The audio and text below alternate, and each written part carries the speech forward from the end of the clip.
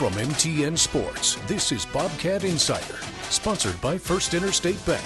For the first time, we can finally focus on hoops. Montana State men's and women's basketball both coming off a fruitful weekend. We're talking to head coach Matt Logie and head coach Tricia Binford as the show progresses today. I'm Keaton Glogly alongside Grace Lawrence on our first basketball edition of the Bobcat Insider. And Grace, let's start with the men. They have snapped a 6-game losing streak, and a big reason why was the crowd at the Brick on Saturday. Absolutely. It was a crowd of 2,700 plus, their biggest all season. Absolutely the sixth man for the sweep over NAU that the Cats had on Saturday. Yes, and for the women, it put them in first place, and for the men, again, snapping that long losing streak. But really, even during that losing streak, a lot of close losses. This time against NAU, they found a way to get the win in another tight contest, and they've had some questions at the point guard position. Feels like they found some answers on Saturday. Yeah, with Rob graduating and Eddie Turner, hopping in the portal, there was that question around the guard spot, and Bryce Zephyr seemed to be that answer, bringing the energy, making some Rob-like plays on Saturday night. Great to see. And he's a guy who's been a little bit banged up. He got hurt at the Northwestern game after he had a great contest against Denver. He got hurt against TCU, which is why this was his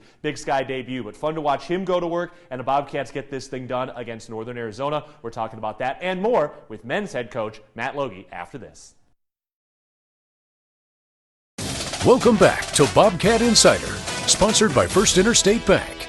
Back on the Bobcat Insider, Keaton Glogly alongside head coach Matt Logie. Coach, how we doing? Good. It's nice to have a home win under our belt, and excited to get week 3 Big Sky Conference play underway. Yeah, kind of getting our feet settled, and y'all were on the road for a long time. I know a lot of people have been kind of paying attention to football here, but tell me a little bit about the non-conference season. A lot of road trips, a lot of big games. Yeah, I think our non-conference schedule this year was one for the ages. We really threw our guys into the fire, intentionally so, to really find out where we needed to grow and what we were made of, and hopefully those lessons are the things that we can hang our hats on and really look back on during conference play and be grateful that we did. Yeah, and it was an interesting mix this year on the roster, both with some newcomers, obviously still some guys who have been here for the championship pedigree. You've got some high D1 guys, some JUCO guys, some D2 guys. Tell me just a little bit about the offseason and how this whole roster came together. Yeah, I think when you're at a place like Montana State and you've been to 3 straight NCAA tournaments and you've got a nucleus that's coming back as seniors, and Tyler Patterson, Sam Leckalot, you really owe it to the program to go for it, and chase history, and to have the opportunity to compete for a 4th straight NCAA tournament appearance really sets a high bar. And so we were looking for guys that wanted to be a part of something bigger than themselves, that really wanted to take on that pressure. And I think the guys that we brought in, all come from different backgrounds and have some adjusting, that needs to take place, as is the new reality of college basketball these days. And so the process doesn't change, the process remains. But I think we've got a veteran group that can withstand some of the fire of non-conference play and conference play, and hopefully be playing our best basketball when it matters most. Yeah, what's it like for you as you get some of these newcomers in and you're trying to teach your system? What are some of the early hurdles that you typically have to go through so those guys can really kind of get into their rhythm? Well, I think one of the things that we've remained pretty committed to is just our style of play and playing a lot through concepts and ideas and trying to teach the game in a way that by the end of the year, when everyone is on the same page and clicking on all cylinders, it becomes very difficult to prepare for. And scouting is a thing that really takes on a life of its own during conference play, and teams are living, breathing organisms that are constantly growing and changing, and we feel like the way that we want to play really allows us to have a very high ceiling come March because of that flexibility and versatility to adapt to what teams throw at us. And so that takes time. In previous cycles, you might have guys for 2, 3, 4 years at a time and be able to enter the season with a foundation of understanding that is a little bit higher than in today's reality. And so we're playing catch up from day one. But I think if our guys hang in there and stick to the process, just like we saw last year, we can be playing really, really fun, exciting, winning basketball come the end of the year. Yeah, so now you mentioned the first Big Sky home win, first Big Sky win, coming off the 6-game losing streak. But really, in a lot of those losses, it was very, very tight. Multiple 5-point losses, 1-point, 3-point losses during some of that. And now we've gotten into this game coming off the Northern Arizona win, where it did feel like kind of later in that game we saw some of the returners on the floor, and it did seem like guys who had experience in the system were able to click a little bit. What did you see in just the way you were able to map out some of the playing time late in that NAU game? Yeah, I think we've been looking for guys that are willing to make the tough play, the detailed play, the disciplined play, and then obviously there's an element of stepping up and ringing the bell when a big shot presents itself or a big play presents itself. We've found a number of different ways to come up short this year, but ultimately, you've got to find ways to win. And I thought the group that finished the game against Northern Arizona was able to dig down and find ways to win and get key loose balls and make big shots. And we know that sometimes the ball doesn't break your way, and sometimes there's lessons that you need to own in that.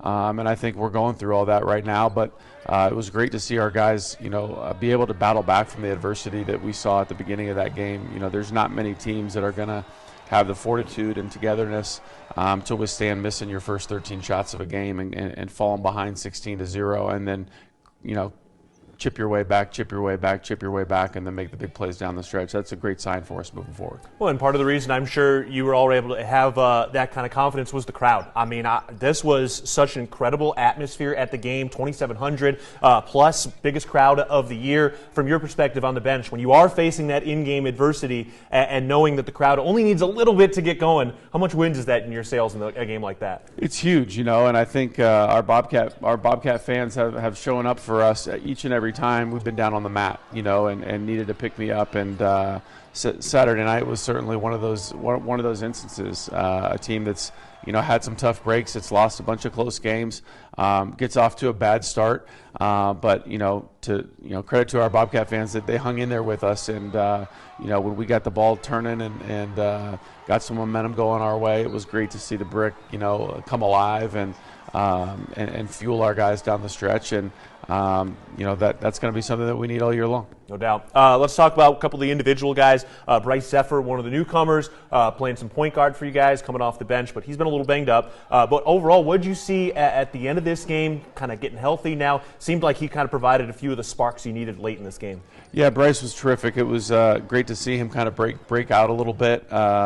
He'd been battling a little nagging injury since our TCU game before Christmas time, and just wanted to manage that, intelligently and not rush back and take one step forward and two steps back. That can be one of those things that nags at you all year. And so while we missed him the first 3 conference games, it was great to see him come in a big moment and share the basketball and make some big plays in the paint, finishing, and defensively he gives us a real good perimeter defender as well.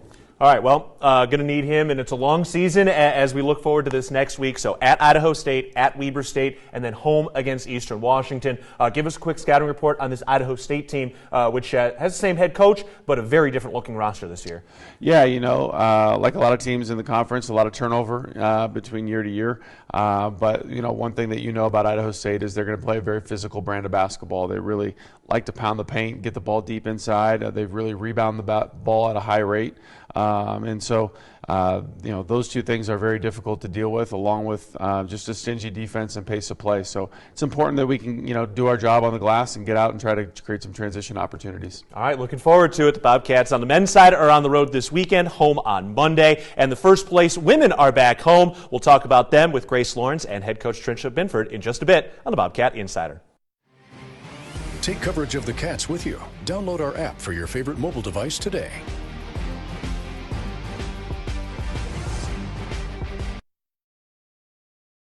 Welcome back to Bobcat Insider, sponsored by First Interstate Bank. So while the men are 1-3 in Big Sky play, the women are sitting in first place. They're the last undefeated team in conference at 4-0, and the reason why, Grace, is a big-time win on Saturday on the road at Northern Arizona. And someone who's made an instant impact on this team that we all thought she would is the in-conference transfer from Portland State, Esmeralda Morales, dropping 30 points in the win against NAU to take that first place spot. in the conference on Saturday. A lot of fun to watch her go to work. She's currently the leading scorer in the Big Sky Conference, and this was a Bobcat team that was so good defensively last year but struggled so mightily on the offensive side. And now, Grace, one of the things we're seeing, how about a 30-point second quarter to come from behind and take control of that game on Saturday? I mean, that has been the difference in these games against those top dogs, against those Eastern Washingtons and NAUs. And also, their defense standard is still so stout. You know, you watch all of them, the turnovers they are forcing. I said you can't even get a cup of coffee if you're the opposing offense sometimes against head coach Tricia Binford's defense, who we'll be talking to coming up after this. Welcome back into the Bobcat Insider. Grace Lawrence here with women's head coach Tricia Binford. Thanks for joining me today. It's good to be here, Grace. Yeah, and congratulations. You're in your 20th season here at MSU. What's made this place so special over your tenure? A little bit of everything. The community has been just amazing, welcoming, the leadership of our president, the leadership of our athletic director, and just our fan support. It's just been a great place to raise our family, and we're just not finished. You know, there's just so much opportunity here. Yeah, what a season so far for your 20th, 14-2, one of the best starts in program history. What's making the squad special enough to start like that?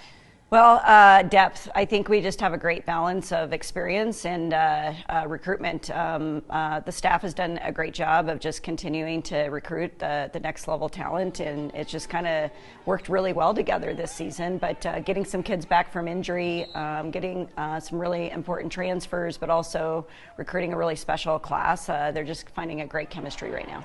Yeah, I'm talking about one of the special transfers who had a great game on Saturday. She's had plenty of great games so far this season. Esmeralda Morales coming over here from Portland State. What was that recruitment process like as she stayed in conference? Yeah, I mean, when we finished the season, we knew we were having a hard time putting points on the board. We knew what we were returning. We knew our defense was where our identity was, and so that was a piece that we were just absolutely looking for. Somebody that we could put the ball in their hands, finish quarters, finish games. But with some experience. And so when we saw her, and of course, when you're more familiar, there's just a little bit more trust of knowing what you're going to get. And we've certainly firsthand seen it on the other end of that. And so just kind of from the start, it was, you know, following up with the questions of what she was looking for, talking to her about where we were at with our pieces, and it just seemed like a great fit on both sides. Yeah, and getting into her performance on Saturday, both you teams, you and NAU 3-0 coming into that game in conference play. You guys grabbed the huge win on the road. What can you say about her performance on Saturday? Unbelievable. You know, she just has a real knack and gift of kind of getting her teammates involved, bringing out the confidence in her peers. She just brings the best out of her teammates, but she also knows when to take over. And she was in a zone that day. You know, just kind of from the start. We had a slow start in the first quarter, really started picking up in the second. But there were a couple ways where we were finding success on the offensive end. So it was just a matter of putting her in those actions and continuing to let her make decisions, because, you know, when she has ball screens and she has decision making to be had, she makes really good ones. Yeah, you mentioned NAU got out to that double-digit lead in the first half, and then you guys came storming back. Always starting with the defense when it comes to that defensive standard. Where does that defensive standard come from, and how'd you see it play out on Saturday? Yeah, I mean, I just think it's we've recruited kids that love to play defense. It starts there, number one. You know, when you have a team that's bought in on that end of the floor and they want to play hard on that end of the floor, it makes it a lot easier. And you know, both the UNC game and this game, we had some slow starts on the defensive end, and so we had to challenge them both games after that first quarter. That there's just nothing special about our defense. It wasn't like it was horrible. It was just we weren't getting steals, and for us, we're about possessions. And so they really picked it up in the second quarter. Really had some underclassmen. I thought Taylor Cherrick had a great spark. Addie Harris had a great spark. Natalie picked in that group that comes in with a spark of a lot of speed, a lot of attack-mindedness, and then, you know, offensively, we just picked up from there. Yeah, this freshman class does seem so special, and they made an impact, you know, right when this season started. Did you know that their game would adapt from high school to college this quickly? Yeah, you know, when you recruit kids and you recruit them from certain club teams, there's some kids that are just Division I ready. You know, they play so fast, they play so hard, and this freshman class, sometimes we're trying to slow them down. I'm like, they definitely play at the pace, and, you know, there's still a lot to learn, but they're learning in a really positive way. We have great veterans for them, experienced kids around them to kind of put them around that on the floor, just kind of let them loose, so to speak. And even Tegan Erickson, I thought, really came in and gave us some great minutes on rebounding and being attack-minded there in some of our traps. So it's going to be a special group for the Bobcat community to watch. Definitely. You mentioned, those super seniors that came back, Caitlin Martin now, Lexi and Taylor. It is hard to say Caitlin Martin. I know. I was tracking my highlights in December. It's the second time in a row, 2 years in a row. We have to say, new last name, which is great. But those three coming back, just what have they meant to you in this final season? Yeah, it's just it's more of a matter of they know how to make sure everybody else is prepared. Like you win each day by how you prepare prior to that day, and you've got experience out there that knows how to show up. They know how to take care of their bodies. They know how to recover, and so you've got that leadership in the locker room. You've got it when you're traveling. That was a hard road trip, and for us to have success on the road, there's a preparation and a recovery and a regimen to that. And you've got kids that are well oiled as far as the system goes and what we're looking for. So it's great leadership to have. But they've just been in that. They know the conference, they know the travel schedule, and we get to lean on that heavily. Yeah, somebody who had such a big part of your offense and your defense last year, Mara, a lot fell on her now. The wealth is being spread a bit more, but her game has seemed to elevate this season even more than it was last year. What have you seen from her this year? Yeah, I think just scorer's mentality. When Lexi got hurt last year, the ball was moving through Mara, even with the Canadian national team. She's somebody that makes every motion flow. She just has such a good feel for the game, such a high IQ, and sometimes people underestimate her passing ability. And so when Lexi got hurt and she was our leading scorer, Mara really had to step up, and she's just kind of taken off from there. And then the preseason we still didn't have Lexi available, and so we've been running intentionally through her, and so it's been a lot of fun just to see how that dynamic's been going with her and Esme and KJ, and now bringing Lexi back, and she's just scratching the surface. She just keeps getting better and better. Yeah, you mentioned that depth earlier, but the depth you didn't have last year, we kept talking about how much preparation that would give that group for the coming seasons. Have you seen that play out already? Yeah, absolutely. It's those kind of things. There's still some things that chemistry is not quite complete, right? So, which is good. We're still in January. We've got a lot of growth still ahead of us heading into March, but you're starting to see some of those pieces start to show kind of that from the fruit of that labor. So just kind of keep them focused and locked in on the grind of what we can get better at today, and hopefully get this Bobcat community out and watching them. Yes, back home in the brick for this 2-game stretch with Idaho State and Weber State, and then on the road on Monday at Eastern Washington. What do you hope out of this 3-game stretch, and what stands out most against Idaho State? Well, first thing is that we just keep getting better. We got 3 games in 6 days. It's a lot of games coming off of a really taxing road trip, so we got to make sure they recover well. And then they just lock into the game plan where it's going to be a shorter prep time with Tuesday being off with that 3-game stretch. So, you have an Idaho State who's one of the most physical teams that's always physical in the conference. It's going to make you work for every point that you put on the board. So we've got to be prepared for that. I think they're going to be really disruptive on some of our primary scorers, and on the defensive end, we just got to be us. I think our identity needs to have a better start. That's going to be the challenge this week. We came off of the road trip where we didn't have great starts, so we got to have a better start there. Yep, and hopefully Bobcat Nation, like you're saying, is back loud and proud. Now that basketball season is the full show in Bozeman. So absolutely. This is a really, really fun team to watch, and we're going to only have some of these kids for 1 year, so we definitely want to make sure Bobcat Nation gets out to watch them. There you go. Thanks so much for joining me today. Stay tuned. Keaton and I will be right back after this. Welcome back to Bobcat Insider, sponsored by First Interstate Bank. Welcome back into the Bobcat Insider. Grace Lawrence joined alongside here by Keaton Galogli, and head coach Trisha Binford is so right. These senior classes and both the women's team and the men's team are special. Just some really great groups that are going to take the brick for one final season this year. Yeah, it's a lot of fun. On the men's side, you've got so many of the guys who have been a part of 3 straight championships. And on the women's side, too, I think one of the things that's interesting is you've got some players that decided to come back. Caitlin Martin, formerly Lamardo, she decided to come back late last year. Taylor Jansen decided to come back. Lexi Deeden got hurt and got the extra year as well. So we're seeing some of the pillars of these programs, and the fan base seems to clearly have stepped up and showed out. And it's hard to overstate how important that is when some of the teams have faced difficulties for them to be there for them. And it's so special in this Big Sky Conference with how great this fan base is for this team. Every Thursday and Saturday and now Monday night, they're going to be so important, this fan base, over this 3-game stretch in 6 days. Yeah, for the women, they're coming home sitting at 4-0. They've got Idaho State on Thursday at 7 o'clock, Weber State on Saturday at 2 o'clock, and then the men host Eastern Washington on Monday night at 7 p.m. All right, we're back every single week from here until Boise on the Bobcat Insider during hoop season. We'll talk again next week.